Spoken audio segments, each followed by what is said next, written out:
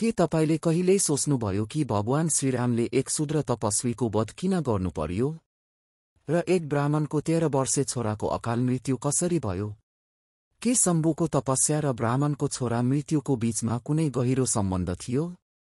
यस कथामा विशेष कुरा के हो भने शम्भुको वधपछि ब्राह्मणको मरेको छोरा पुनर्जीवित भयो। यी प्रश्नहरूको उत्तर तपाईलाई यस भिडियोमा थाहा हुनेछ।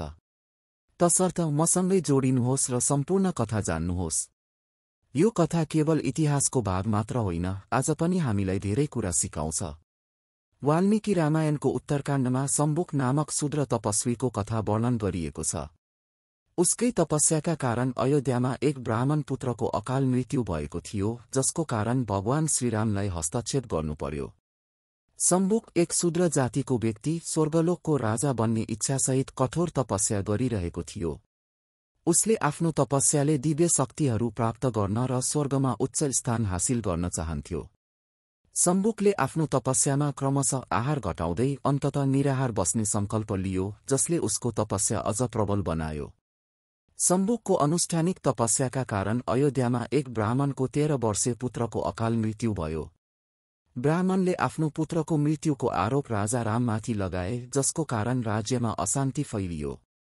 नारद मुनिले यस घटनाको विश्लेषण गर्दा निष्कर्ष निकाले कि राज्यमा कुनै अनधिकृत व्यक्ति तपस्या गर्दैछ, जसको कारण प्राकृतिक सन्तुलन बिग्रिएको छ। नारद मुनिले बताए कि शूद्रहरूको तपस्या गर्नु त्रेतायुगमा अधर्म हो र शम्भुकको तपस्या कारण यो घटना घटेको हो।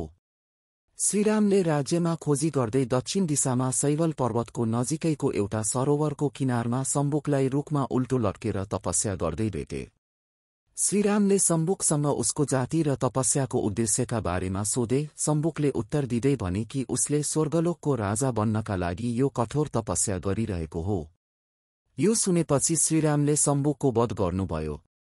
शम्भुकको वधपछि ब्राह्मणको मरेको पुत्र पुनर्जीवित भयो र राज्यमा शान्ति स्थापित भयो।